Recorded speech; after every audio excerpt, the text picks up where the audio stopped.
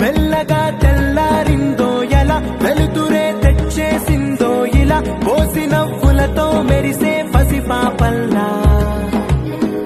చేదతో బావులలో గలగల చెరువులో బాతుల ఈతల కళ